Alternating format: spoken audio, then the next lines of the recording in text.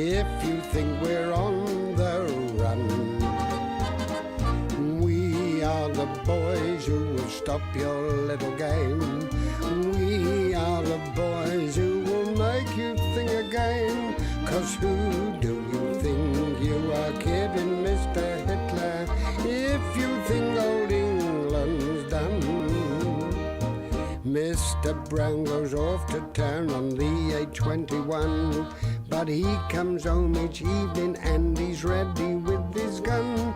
So who do you think you are kidding, Mr. Hitler, if you think old England's done?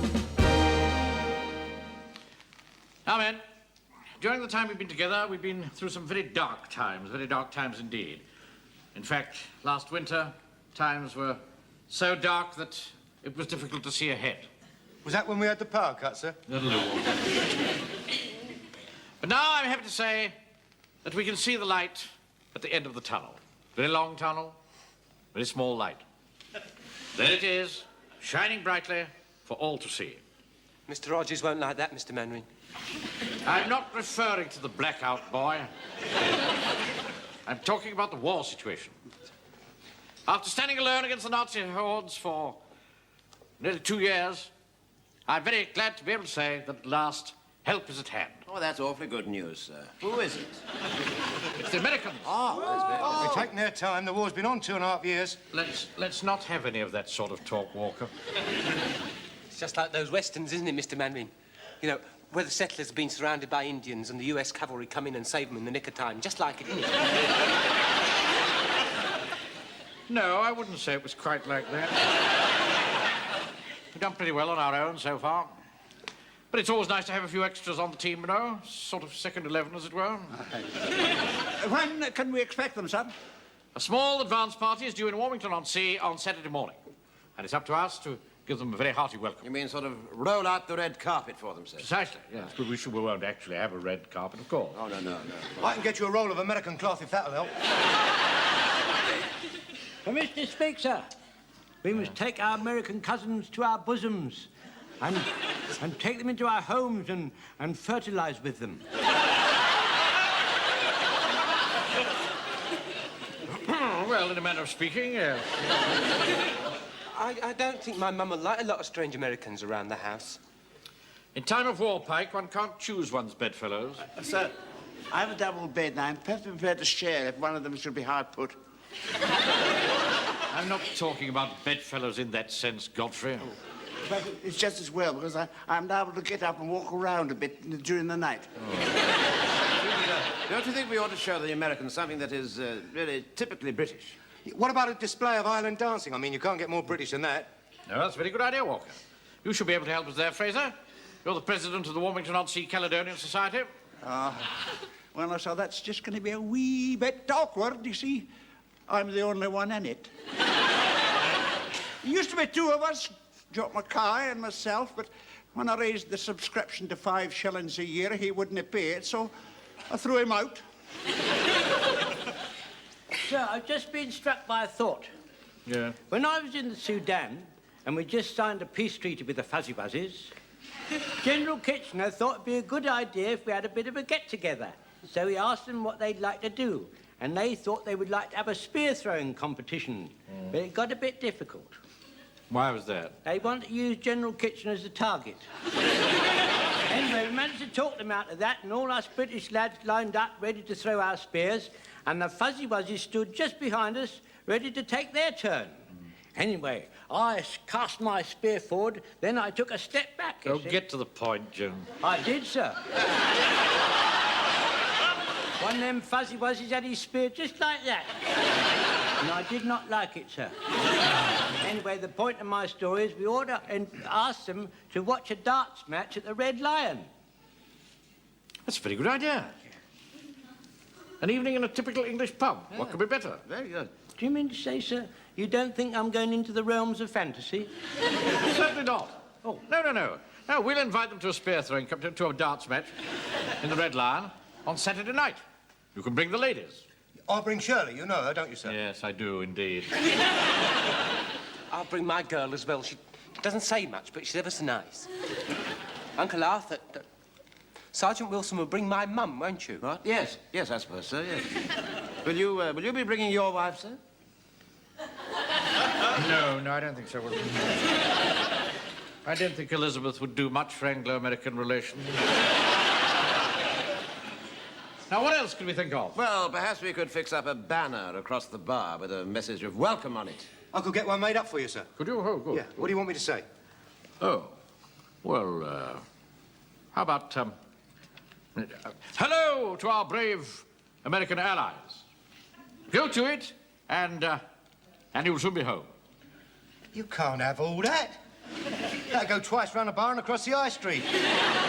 I'll cut it down for you. Look, you don't need hello to our brave American allies. I mean, the Americans know they're brave. We'll call them Yanks. And you didn't tell them where to go, they'll soon find out. Yeah. And there's no need for that, you'll be home soon. I mean, they've only just come into the war. What have you got left, Joe? Yanks go home.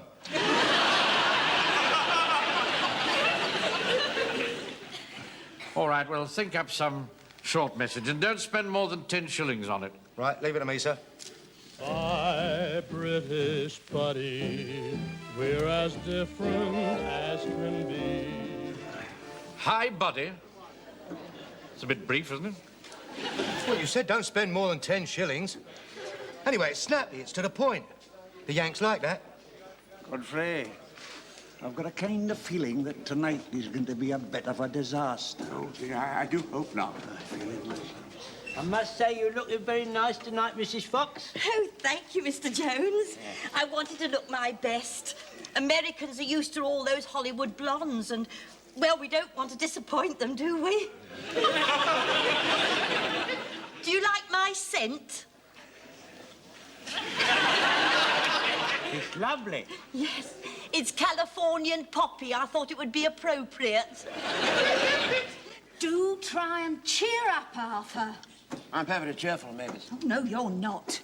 After all, you don't take me out very often. You could at least make an effort. No, it isn't that at all. You see, it seems to me that I can never, ever be able to get away from Mannering and the others. I mean, I'm with him all day at the bank and on parade with him in the evenings. And now one night off, he has to drag us all over here to meet all these Americans. You see, I'd much rather be in a nice, cosy cocktail bar, listening to a little Noel Coward playing on the piano.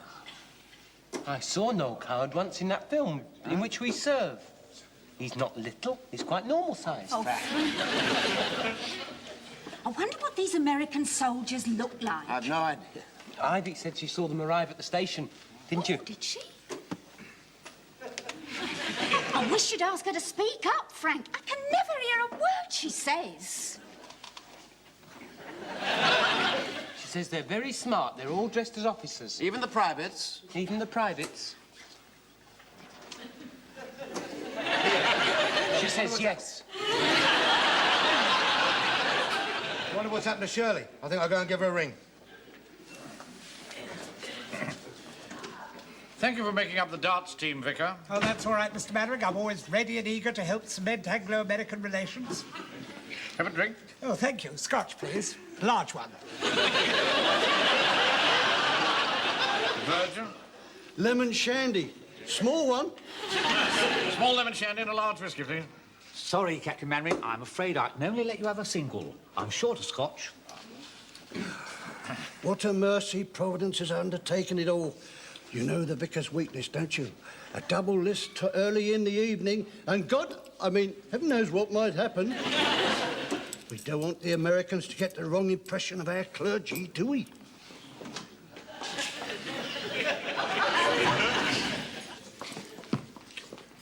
Hello? Shirley, is it? Yes, where's Joe? He's phoning you. Oh, I'm sorry I'm late. I had to put my face on. What? I haven't overdone it with the makeup, have I? Well, I was going for the demure look. After all, we don't want to give the Americans the wrong idea about us English girls, do we? Good evening, Captain Mainwaring. yeah. Suliki, how are you? My name is Cheese Munsey, and I'm from the Eastbourne Gazette, and I'd like to take a photograph of you greeting our brave American allies. Yes, excellent. Good. And this is you, a good lady, eh? What? Oh, no, certainly not. Ah, chance would be a fine thing. Well, you see... Wilson. Over here, will you? One word with me. You see, Captain Mingwarren, it's like this. I'm writing a series of articles for the Gazette entitled Doughboy Meets the Tommy. Phew, brilliant. And I thought it would be a good idea if you and... Oh, yes, well, all right. Well, I'll see you later, Captain Mingwarren. I say, tip me the wink when you're ready to take the photograph, will you? Aye? When you're ready, I want to take the glasses off, you see. Tell me when you're ready. I don't want the glasses in the picture. I'm with you all the way. Right, old boy. Okay, Wilson. Yes. When these Americans arrive, Yeah. I want you to line them up, Yes. and I'll just say a few appropriate words. Yes, well, I trust you're not going to be too formal, sir. Well, no, of course not. That's the whole point of the thing. Now, I understand there's some sort of a colonel in charge of them. That's right, yes. Now, how does one greet him? Well, he'll probably say, howdy, partner, put it there. Howdy, partner, put it there. Put what? Where? His hand in yours. What? Well, he just shake hands. Don't be absurd. Well, that's what he'll do. An American colonel wouldn't say, howdy, partner, put it there. You and that boy Pike see far too many American films. Evening, Napoleon. Evening, Vicar. Evening, Mr. Hodges. So nice of you to make up our little darts team. Oh, it's all right. Always ready to give the home guards a go thrashing. What time do we kick off? 9 o'clock. 9 o'clock? Why do we have to wait till then? Because it's being put on for the benefit of the Americans. Oh, blimey, I hate blooming Yanks. Loud-mouthed, overbearing lot. Oh, I can't stand them. Oi, what about some service? Oi, Mr. Mannering, they're here. What? The Yanks, 2 jeep loads outside. Ah, right. Jones. Yes, sir. Fall them in. Yes, sir, right. Come on, get fell in. Informally. Informally, fall in. Fall in informally. No, not you, Mrs. Fox, not you. Oh, but I don't want to be left out of anything, you know. Go and sit down, Cheryl. Why? I'm sure those Americans would much rather meet us than all those old men. Go and sit down, ladies, will you please? Oh, does that mean I put all this lot now. on for nothing? Wilson, Oh, I hope not. Stand over where? Over here. Come over here. That's it. Right. Now, you stand there, like that. Now, Mr. Cheeseman, when exactly are you going to take this photograph? Oh, as soon as they come through that door. Ah, good. Right.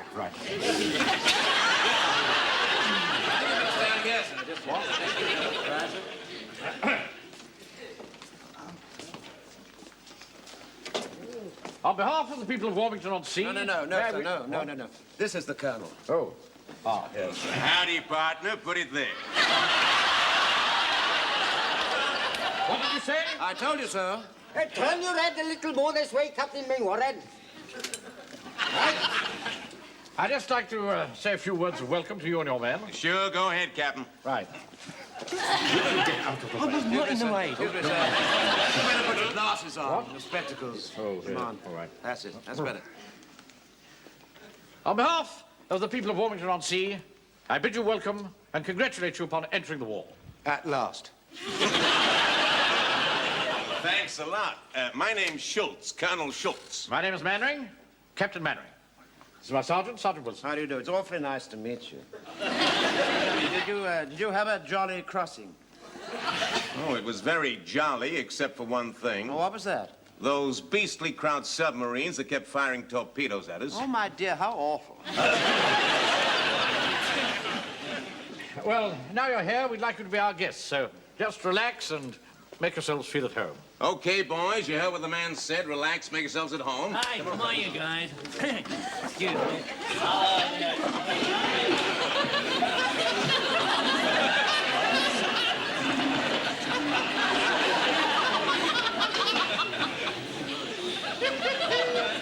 Would you like to meet some of my men, would you, Colonel? This is Lance Corporal Jones. Howdy. I'm very pleased to meet you, sir. I had the honour to serve with the Americans in France in 1917, sir. They used to call us limeys then, sir. I expect you know why they done that, didn't you, sir? No, I can't say I do. Oh, well, in times of old, on British ships, the sailors, they used to get all scurvy and mingy, you see. And the captain, he got a bit fed up of this, and he called them all round and he said, now listen, boys, I'm sick of you crawling about all looking scurvy and mingy. I want you to drink some lime juice. So he used to get them all together in the evenings, and he used to make them drink lime juice. But there happened to be an American sailor on board, and he refused it. and he told the captain what to do with his lime juice. And the captain got very cross and he ordered him to be flogged. So while he was being flogged, the captain said, "Why do you not drink up your lime juice like our brave British lads?" And the American said, "Ow, they're nothing but a lot of, nothing but a lot of crawling limeys. Ow." And that ow was the noise what he ejaculated while he was being flogged, you see. Anyway, hence the expression limeys. You don't say. I do, I just told you. Maybe it's just a minute. Maybe it's what on earth's going on? Oh, the sergeant here's been ever so nice. Says I'm the perfect English rose. You sure are, sister. Just a minute. You haven't been introduced to this lady. Listen, buddy. Why don't you go take a powder, huh? Take a Yeah. Oh, I believe you're jealous, Arthur. Wilson! Yes, I'm coming. Yes, sir. What is it? What? This is Private Fraser. Howdy. News the day and news the hour. See the front of battle lure, and see the proud Hitlers London tour, slaves and slavery. War would be a traitor name. War said basis be a slave. War would fill a coward's grave. Lie, turn and flee.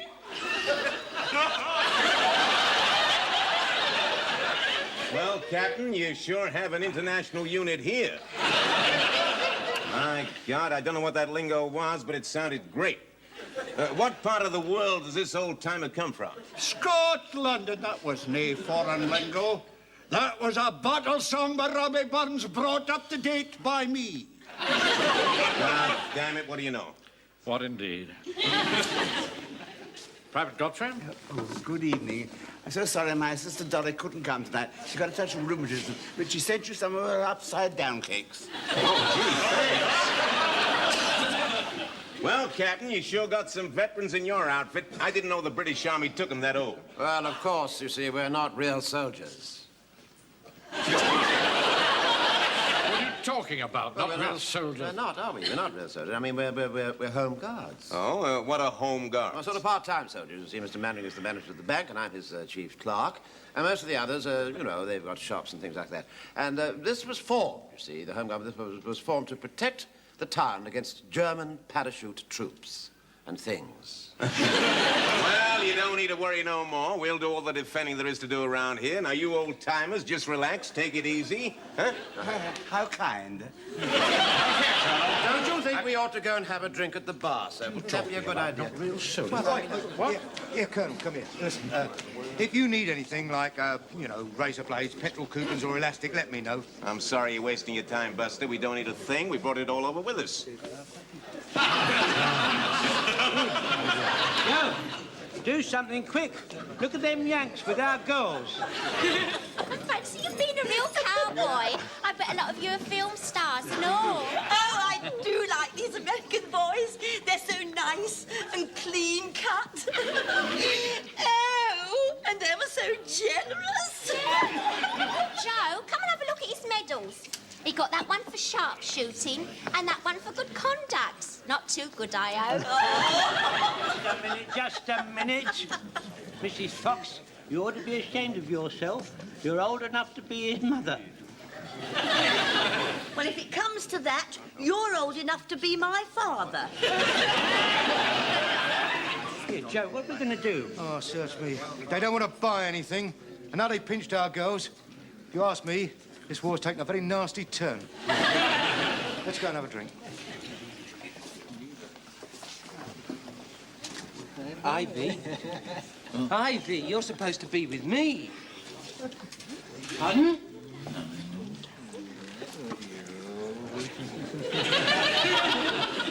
Mum?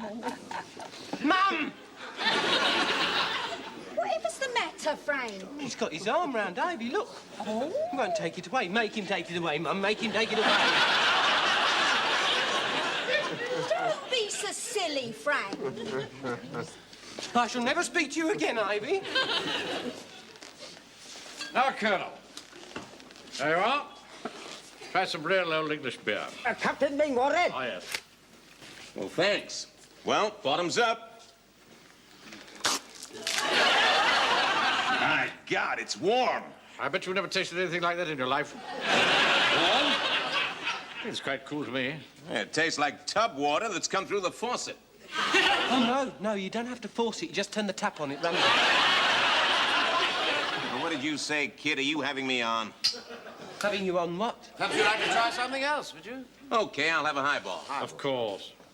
Give this gentleman a... Highball.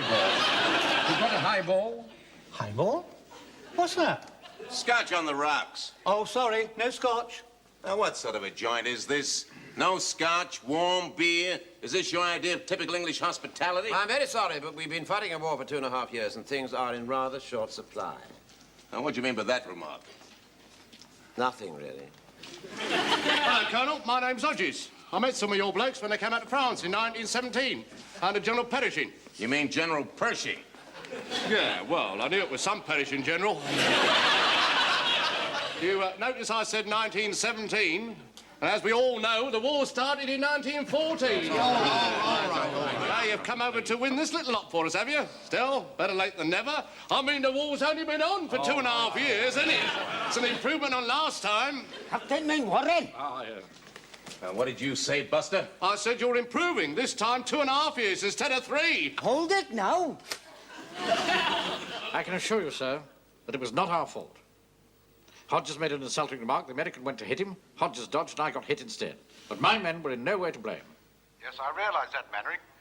But the fact remains that a photograph of you brawling with an American colonel is on the front page of every newspaper. The German propaganda machine will have a field day with this. The Americans have only been in the country a few hours, and there's a fight with British troops. It'll be all over the world. Well, we're going to nip it in the bud. What do you want me to do, sir? I'm sending that reporter over to your place today. I want you to ask the American colonel round and make a public apology to him. I want a photograph of you two shaking hands. I'll see it gets in tomorrow's papers. You want me to be the scapegoat, in fact, sir? I'm afraid so. That's one of the penalties of wearing pips on your shoulders. You sometimes have to take the can back even when it isn't your fault. Now, see to it. Very well, sir. An awfully good spread, isn't it, sir? Terrible disgrace. I'll never live that down. Rather a nice one of me, don't you think? If I get in touch with the paper, they might send me some prints. Oh, I don't. Come in. Permission for you to see a deputation, sir. Yes, Joan?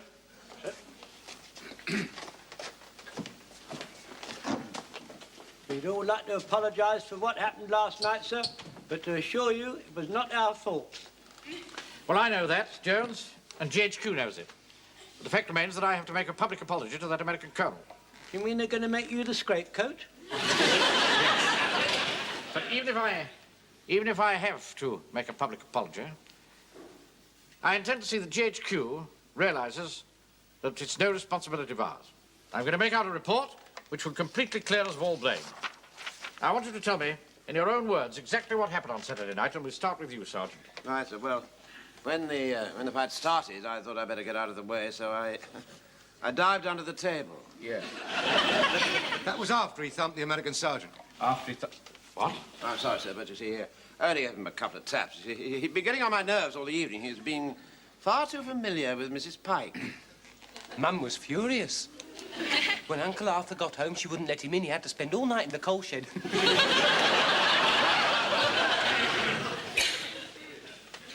Now, what about you, Jones? There's a very nasty bump on your forehead. Which American did that? None of them, sir. It was Mrs. Fox. Mrs. Fox? Yes, she didn't like my attitude to one of the Yanks. What were you doing? I was banging his head on the floor. I got him in a deadly dervish death grips and I was... All right. Fraser? Well, sir, I just give this fella a wee bit of a push. No more, mind you, no more. A wee bit of a push. Well, it knocked a whiskey out of my hand and no decent Scottish son for that. It was just unfortunate that he happened to collide with the bottle that Joe here was holding. Ah, yes, well, I can explain that, sir. You see, when a fight started, I thought I'd calm things down with a bit of a sing-song, you see. So I was conducting away like this. It just so happened I had a bottle in each hand.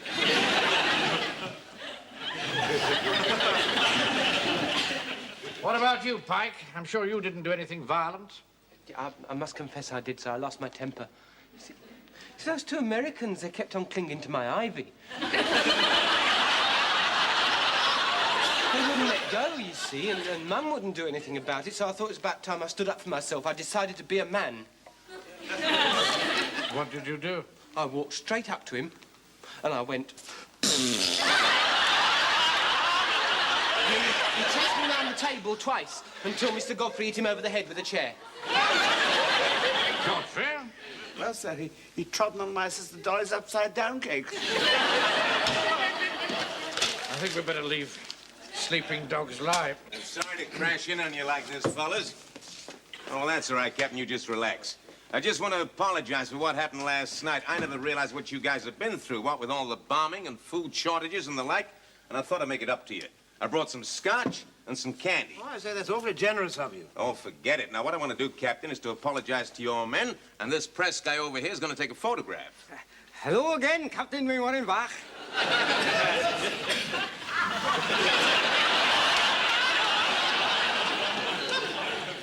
Actually, I was just about to apologize to you. What for? It wasn't your fault. I can't let you do that. As you British say, it wouldn't be cricket. So, if you'll get your men together, Captain, I'll be beholden to you. Well, if you insist, fall the men in, Corporal. Right. You come this way, please, sir. I'm right behind you, old-timer. I'll give you £2 for the bottle of whiskey. Certainly not. £2.10. Get on parade. I must say, I'd rather like to look at that whiskey, sir. Yeah. Oh. It's rather nice, that fellow, Colonel Schultz, don't you think? Just a minute, Wilson. Yes, sir. Isn't Schultz a German name? It's right, yes, it is. What's the man with the German name doing serving in the American army? A lot of people in America know with German names. Really? Yes. Well, things got completely out of hand. We're fighting on our side with German names. We're better off on our own. At least we knew who was who and what was what. Right, come on, get filling. Line up now. Come on, line up in all the lines. Now, don't you worry about that, old-timer. You just gather around me in an informal group. Very good, sir. In an informal group, round the Colonel at the double gather. Come on. Now, men, I just want to say how sorry I am for what happened last night.